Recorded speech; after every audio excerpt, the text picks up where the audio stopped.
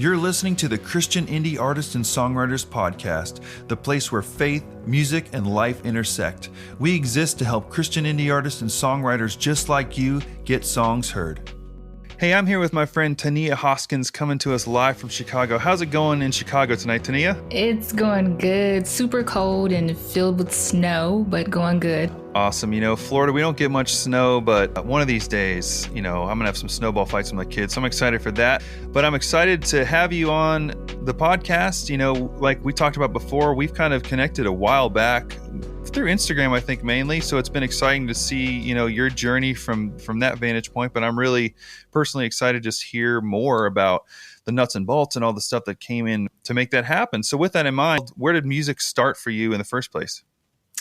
When I would say about 5 years old, I have a very musical family, first of all.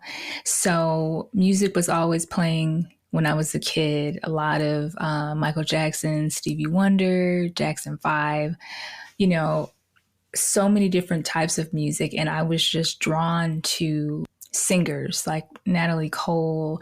I really like jazz music as well. And my mom noticed that I could, hold a tune. So she was all for that. And all of my aunts and uncles were very supportive of me as a little girl.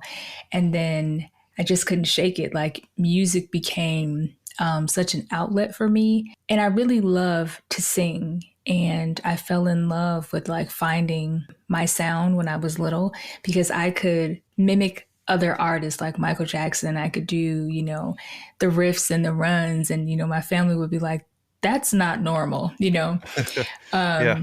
So that was, that was cool. I mean, it was a little pressure because, my family, they're just, how your family is. So like, you could do better, or you could sing that. We're going to take you on the road and we're going to do all these wild things that were always told to me because of that. So yeah, it started as a kid and then it just blossomed and grew. And it was something that I could not get away from. Man, that's so cool. Like I remember, going way back, I remember like the first cassette tape I bought when I was maybe not bought, but when I was a kid, I remember I got Michael Jackson's Dangerous on tape.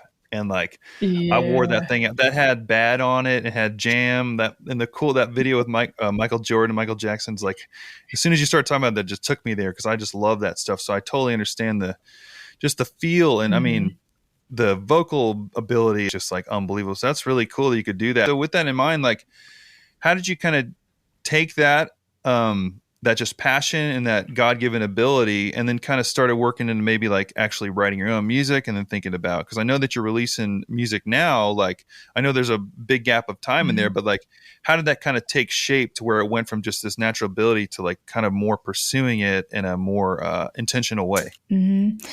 Well, my mom was very in tune with like my natural giftings and natural abilities. And she was very big on working on those things because, her and my dad could see what I couldn't see yet, so they would push me. And as I'm much older now, I understand it. But, as a teenager, you want to do what you want to do. You want to go where you want to go. And, they were trying to kind of guide me. But they were very big on writing because they saw that, I had a inclination and I was good at writing and, verbalizing things and speaking very well. And so that stuck with me, like that work ethic that they were giving me at 13 and 14 that I could not understand. I think it's why I go so hard right now because it's like second nature, So shout out to mom and dad for sure for instilling that in me. So as time went on, I always was writing something. I was always processing what I was feeling. And to this day, I have journals everywhere, in my car, next to my bed, because I will get visions of something. I'll get a melody and I'm grabbing my phone and I'm singing the melody. And then now at this time, it's so much easier because I can pull out, GarageBand or whatever is Yeah. available to me, and I can literally lay a whole song. And that's so exciting because for a long time I was stuck, because I was relying and waiting on other people to kind of produce for me, Hmm. and that was really difficult because I do love working with other people. Don't get me wrong, because it's something that another person can pull things out of you. But as I got older, I was so frustrated because I didn't know my own sound. But like in Mm. my head, I could hear the melody, I could hear it. Yeah. And so, there were a lot of failed projects that happened, a lot of no's from, I used to do plays, a lot of things that did not, you know, go all the way through. There were a lot of Hmm. rejection, a lot of rejection. I tried out for American Idol, I tried out for The Voice. And I think Mm. about the second time that I heard, "You're good, but you're not what we're looking for," it really bothered me. Like it bothered my spirit because I knew that God had given me these giftings for something. So I was frustrated, and they would tell me, "Man, you aren't signed already." And I'm like, "No, I'm standing here in front of you." No, I'm not signed. And so I always, felt like they, smacked me in the face with their words by telling me, "You're good, but not what we need." And Mm. so I think the last time I auditioned was in 2011, and that was for The Voice downtown at Navy Pier. Got myself all, pumped up to try it again. My aunt dropped me off. Another cheerleader is my aunt Priscilla. Mm. She's believed in me since I was a kid as well. So I have an awesome auntie team is what I call them. Um, but she dropped me off and she said, "Go in there and sing, girl, do us proud." And I was pumped up. So for them to say, "You're not what we're looking for. You're pretty and you can sing, but nah, we don't want that." And I was crushed. And come to find out, I think 2 weeks later, I found out I was pregnant with my last child, Jeremiah. Wow. So it was not the right timing. So at that moment, I started just writing more and just saying, "You know what, God, I know you're going to make a way. It's going to happen. So make it happen." And Mm. I'll be a good example if you do make it happen. And so I clung to that. So fast forward to here we are now. Yeah. Two singles later, a different perspective on just everything. And it's been an awesome journey to do this on my own, from nothing. It's it's a great feeling and I'm really thankful. So, a lot of people would have quit after the first no, and I've heard statistics to where Yeah. like literally 50% of people quit after the first no, like 75% quit after the second, and 99% quit after the third. And, statistics are statistics, but I've heard so for you, like you kind of almost got started. So like, what, what kind of helped you, get back on the proverbial horse and take those quote unquote rejections from the show? Because, end of the day, like it's a TV show, they're casting people. It's not about just the talent, it's whatever roles they're trying to fill for their, television show. So it's not, the most talented people in the world may Mm. not get those shows if they're not a good, like you said, not a good role for their character, for their show, whatever. But like, how did you take, like, what gave you the strength and to turn that kind of rejection into fuel to bring you to today, to where, now you're actually putting music out and you're getting to develop and share your sound? Like, how did you go from that valley moment to say, okay, now I'm going to get on to like my path? That's not my path, instead of giving up. Like, what caused you to be able to do that? It was a couple of things. First, it was I'm not even going to sugarcoat. It was very hard to to know like the talent that I had, and not even, being big headed or anything, but knowing the talent that I had. I mean, I was singing in bands, on the weekends, I was doing gigs, I was doing shows, and, to have them say it the way they did, oh boy, it was just hurtful. And I know Yeah. that's That's their thing. They're very direct, next, it's thousands of people here. You're wasting our time. And so one thing I had to remember is that my parents always told me to have thick skin, Mm. and I'm a very, very in touch with my emotions. I'll say it that way, sensitive type of person. And Yeah. so I feel like those things and those rejections had to happen in order for me to be able to be strong enough to try and figure this out on my own. It's so important to know as an artist what your sound is. If someone asks you what type of music do you want to create, what type of anything, it's it's so much easier to communicate things properly when you know your sound. And so I knew in the back of my mind that God had given me something unique and special just for me. And so I held on to that. And I remembered that, God's promises are true and God is always faithful. And in those moments, when I couldn't see the other side of it, I couldn't see years down the line. I just really held on to the word. God is with me, God is for me. And that's all I needed. Now, it was not easy. Some years were very frustrating for me, but I kept, you know, looking down the line. Yeah, it was like I could taste it, but I just didn't, the path was all messed up. Mm. It wasn't clear yet, but I just I could not let it rest, And I feel like that was God's reminder to me that it was going to be okay and just to hold on. And no, I didn't know it was going to take years, years and kids and, marriage and life was going to pass. But honestly, I wouldn't trade it for anything because I've learned so much. I've gained so much wisdom as far as artistry and being a creative. I wouldn't change it for anything. Wow, that's so good. And the word that keeps coming to mind is grit. Like Yeah. it's the ability, and when God gives you that thing, that passion that you can't give up on, like you won't, it's almost can be a burden sometimes, right? Like it's like, Mm-hmm. man, I have to do it. I can't not do this. So like you just figure out the path. And it's kind of funny, another Michael Jackson reference. Like I think about it almost like it's like the Billie Jean video where he's walking the sidewalk and Yeah. like this, it doesn't light up until he takes the faithful step forward. I Yeah. actually think about that a lot. I know that's strange, but like sometimes to be able to know the next step, you just have to kind of lean into it and see what lights up.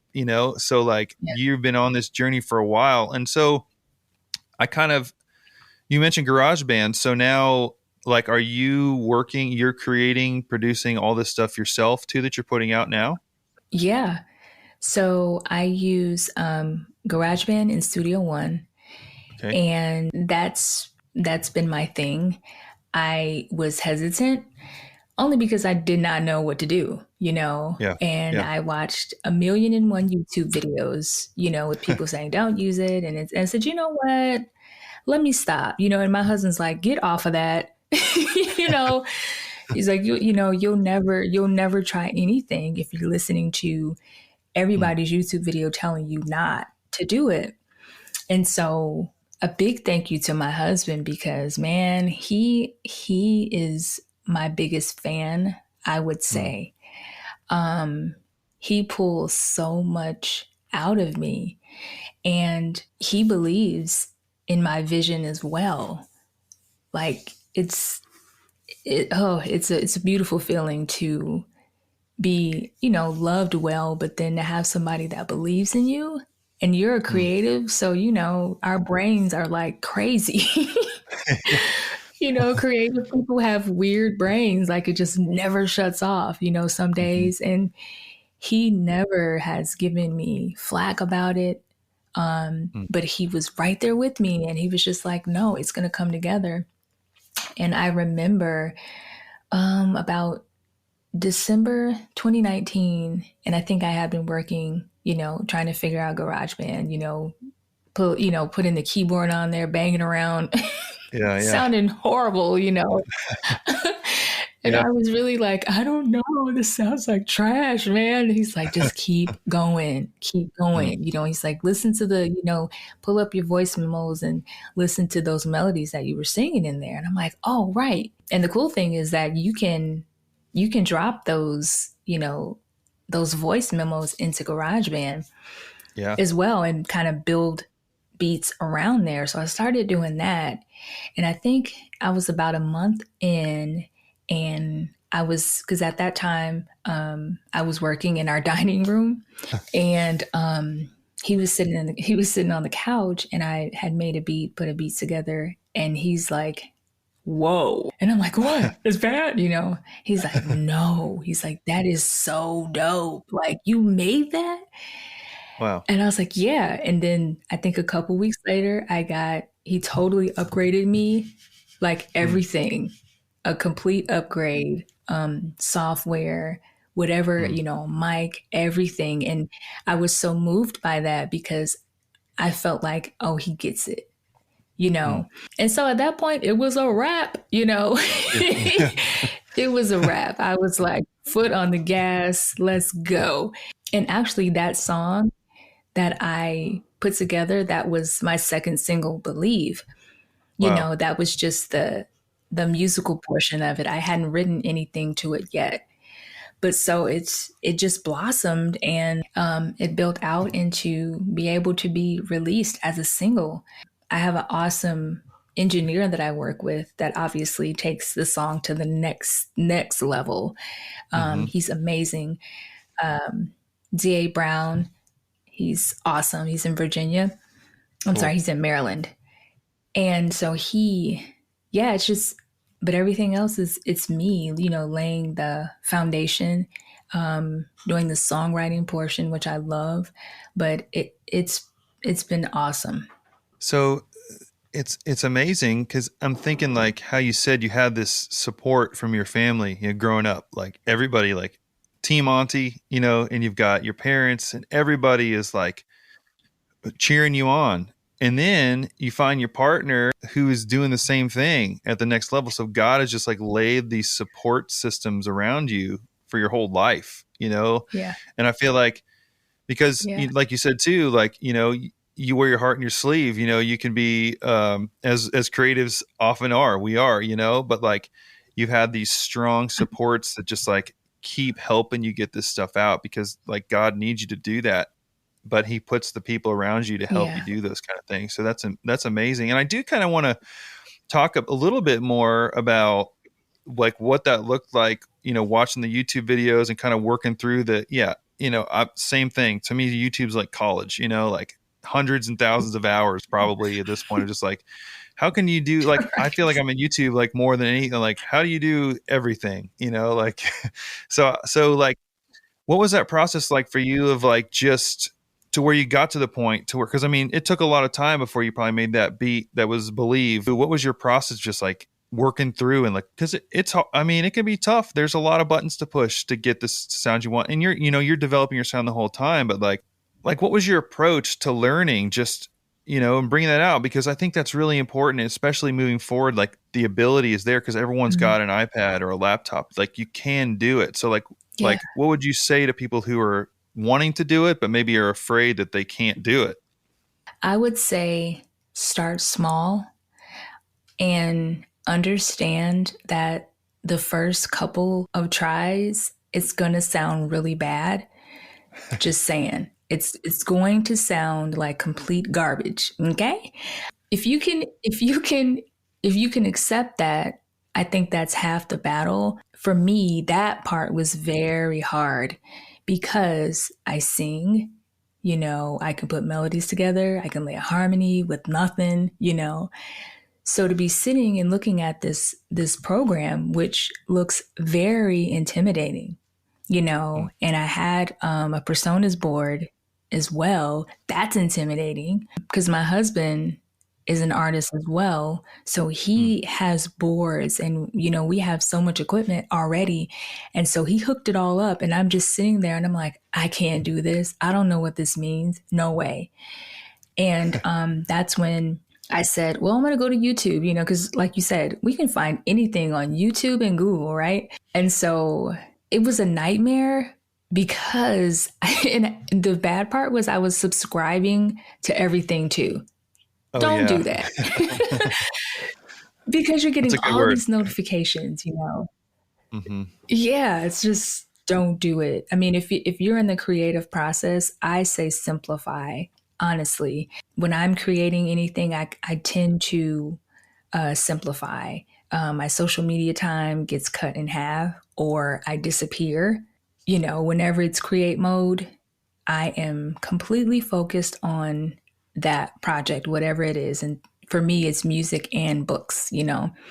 So I had to be really focused on learning this. And I took it back like old school, like going back to, you sign up for a course to learn something. So my mission was to learn these software that was on my awesome Mac. We have Yeah. so many things embedded in our computers. And so that was my mission. And I had to really simplify a lot of things. I did not hang out with friends as much. I did not go to a lot of places. I was not, taking collab invitations. But it had to be that way because I needed little distractions from the outside world. Now, in my house it's different. My kids, they usually will pull up next to me and ask me, Mom, what are you doing? And that's kind of cool to show them, Hmm. but zero in on learning Studio One, learning GarageBand, because the beauty is there. It's like even now I feel like it's always changing. The sound packs and the plugins are always there. I'm getting an alert probably every other day that there's a new sound pack available, Oh and yeah. I just sat with it. And I think it took me about a month to really not to find my sound, but to figure out, okay, are you going to do this or not? Mm. You can't say, you can't ask God to open a door and you're not willing to sacrifice something, Mm. and I think a lot of times we want God to pour out the blessing, open up the door, but we don't want to take that extra time to learn something. We can't Mm. present half half thought about music or songs. We have to put that work in behind the scenes. And so I was comfortable, it hurt a little bit to kind of pull away from some people, but I felt strongly that I needed to do it this way because I had so many ideas in my brain Mm. that I Yeah. needed to be able to get out. So yeah, it's definitely doable if you want to do it. And again, there are some really good YouTubers that handle tutorials, but everything at a minimum when you're trying to learn it yourself. That's so, I mean, so many good things you said there. I remember, in 2010, I think I got my first like Apple computer, like an iMac. Mhm. And, I had done some like minimal recordings and stuff, but I was able to like record acoustic guitar to a click track and then sing over it. And I was Yeah. like, wow. And then I was like, wait a minute, it's to a click track. So I can start adding other things to it. And it was like, when you said it earlier, I was like, that's how I felt. It's like the ocean just opened up. Like you can do you're only limited by your own creativity. You know what I mean? Like you Right. learn how to press the buttons and that comes through the reps, but Yeah. like you can keep going and like, I mean, hundreds of songs later, I still feel like there's so many miles of ocean to swim to, but Yeah. like it's always so exciting. So I love that you said that because yeah, like once you like get that little spark, it's like a forest fire, but and two, like also what you said, I remember when I first my first trip to Nashville in 2017 was like a big change for me to like realize that like, wow, this is possible because this is a thing people actually do. And I always say like when I came back from that trip, I kind of retired from Netflix, Mhm. because you sort of, and I still watch Netflix sometimes, but like the essence of that is like, yeah, if you really want to do something, you can do it. And I love that what you said, like, but like God gives you the go ahead, Yeah. but that doesn't mean you just get it. Like Yeah. you got to work for it. And then too, it's because it means so much more when you Yeah. actually put in that time. It's not just like given to you. I mean, sometimes I think God can do whatever he wants. He can just give you whatever, but like I know for me, like I appreciate everything so much more because of those countless nights that I sat like in this Yeah. room, you know, living in logic or whatever. Like, Yeah. but no one sees that but God and me. But Mhm. like he blesses and honors those moments just as much as like the public triumphs as those private. I mean, honestly, if it's a gift given from God, why isn't hanging out in GarageBand worship to God if you're doing it for him, right? Mhm. Yeah. I mean, it doesn't have to be the spectacle. You can worship if our lives are if we're a living sacrifice, then sure, YouTube and how to EQ and GarageBand can be worship. It's a posture of the heart. So, we're just worshiping. That's all we're doing. It's just in a technological way. So that's amazing. So I'm glad you shared that. And two, like you had so much wisdom there, but like looking back, when you were kind of getting started and wanted to take this more seriously or, put some legs to it and develop your sound, like what's some advice that you'd give to your younger self along the journey, because I feel like these are such powerful pieces of wisdom too, to share with the audience. Like what would you tell your younger self as you were kind of get going? Oh man. A lot. A lot. Yeah. Definitely. And that's a great idea though, a letter to my younger self. Definitely don't doubt yourself. Oh boy, I could unpack that forever. Don't doubt what God has given you because it's pure and it's real. And don't rely on other people to validate you or to see you first. You got to remember that number one, God adores you. God breathed life into you. So therefore, your purpose has meaning. And Mm, to stay focused on God, that would be my advice to my younger self because whew, there were so many things that I, I went through as a child and a teenager that could have really, I guess, crushed my dreams and crushed my spirit. And so I got saved when I was 14 years old, and it was one of the best decisions of my life because I had so many things that could have ruined my life, in my childhood, things that happened, and a lot of things that I did not quite understand as a child that were happening. But I feel like God was always pulling me to Him. And it's strange because I didn't readily understand it, but I could feel it. And I was raised Catholic until I was like, my parents got married when I was 6. So after that, we didn't go to the Catholic church as much. hmm So there was a difference in, I guess, religion that I was used to. I was used to having to go and confess to a priest everything, hmm confessional, all those type of things. And so Yeah. as I grew up, I felt like there's something more. And Mm. so at 14, when I got saved, man, I think my world just like exploded. Like I was on fire. I was so happy and I was so like, ooh, like loved. And I felt whole, and I hold on to those feelings of that new birth, that baptism, Mm. hmm because I think as believers, as we get older, we forget how we felt when we first accepted the Lord. Like we forget, we get comfortable, like, oh, I'm good, I go to church once a week, and it's like, no, we have to remember how we felt.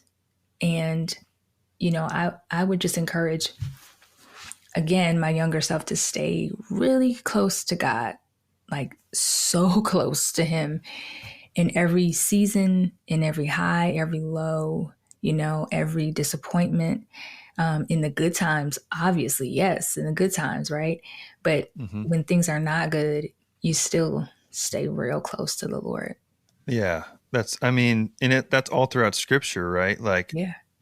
be as a child, the innocence of a child, just because, like you said too, like the purity in that. It's Mhm. like there's not all this separation. There's not all this, like I always said, I know this it may seem negative. I don't mean to be negative, but like getting older is basically like the breaking of innocence. Mm, Like as we continue to age, we do more and more things and we break the innocences, or I don't know if that's a word, but we yeah. just made it up. We're creative, right?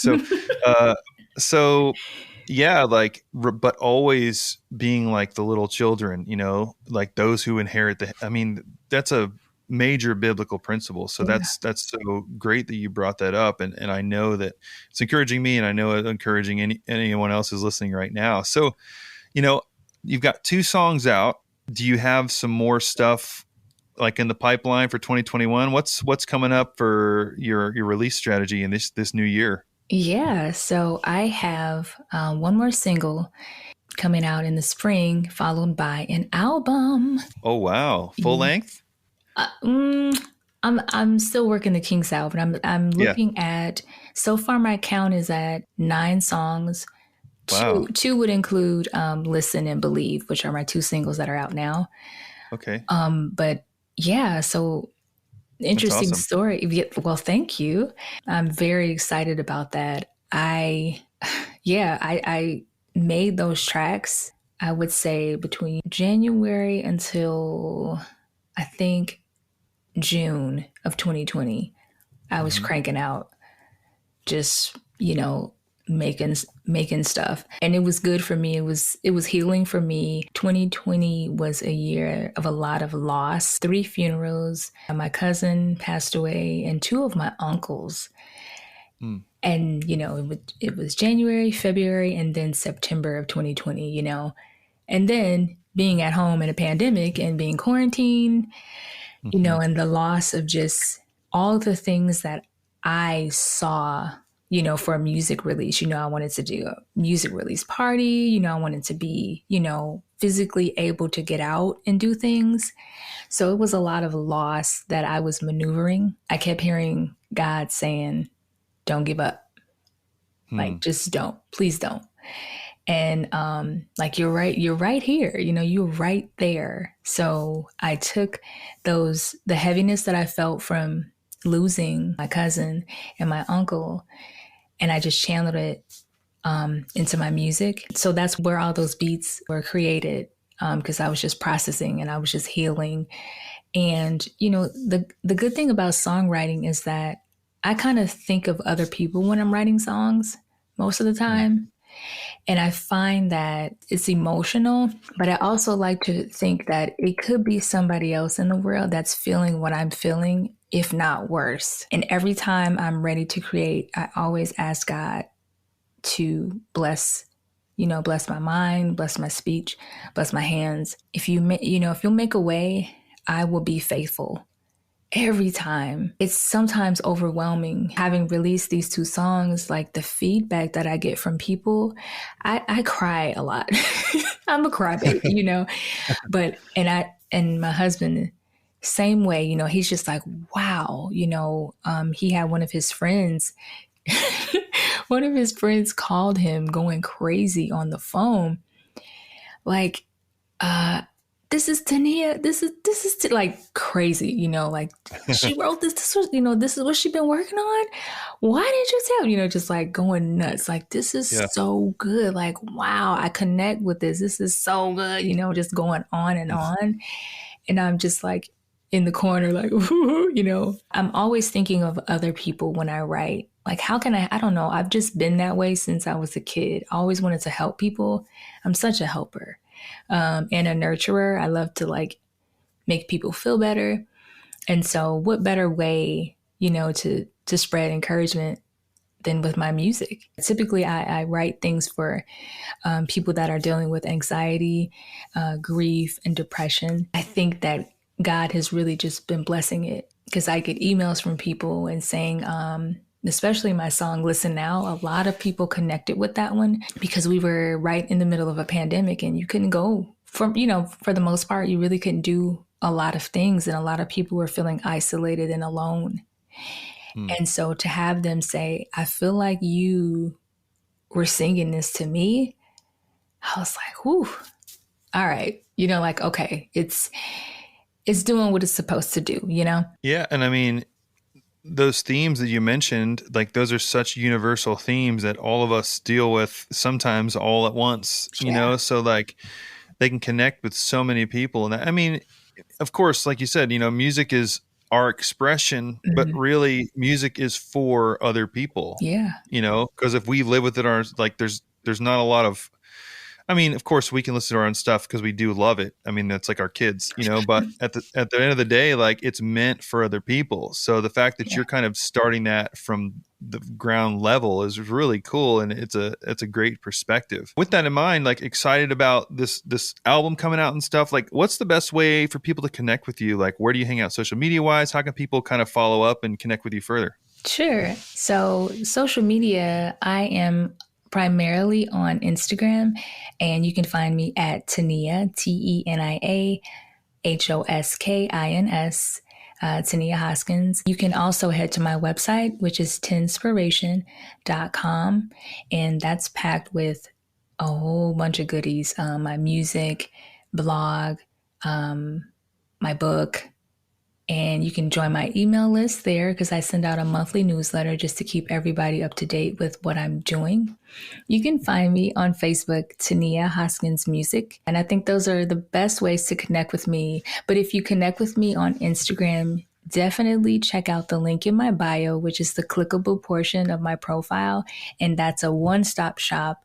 And you'll have every link to everything in one little click there. Yeah, I'll make sure to link Instagram below in Okay. the description and stuff, but also your website and everything else, and your Spotify too. So I want people to be able to connect with you. And before we go, I always like to pray over everybody. So I'm going to pray for you. God, thank you so much for Tania. Thank you so much for her passion. Thank you so much for her drive. And thank you so much for the support system that you've placed in her life since she's a kid, even to now with her husband and all the things that they're accomplishing. And I just love the encouragement. I love the inspiration and everything that's coming out. It's just so godly. It's just like you, Lord, to just put people around her to continue to help her realize that there's safety in expressing herself through the gifts and talents you've given her, God. And although we've all faced some no's and closed doors along the way, God, just let it inspire people as I feel inspired that Tania just took that in stride. And although it wasn't easy necessarily,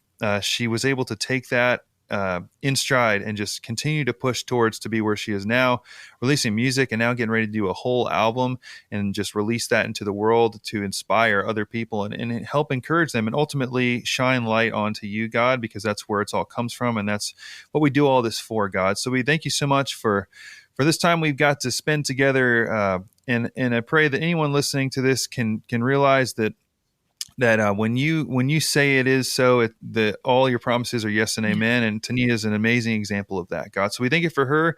We just pray for inspiration and creativity on her life as she's getting ready to push this music out, that you'll just guide every step of the journey. In your name we pray. Amen. Amen. Thanks, Brian. We want to help reach as many Christian indie artists and songwriters as possible, and one way we can do that is with your help. So if you could take a minute and leave us a review on iTunes, that would be so appreciated. This is how the iTunes algorithm will push this content out to more and more Christian indie artists and songwriters. So like I said, if you could just take a couple seconds, leave us a review, that would be so awesome, means so much to us, and we would really appreciate it.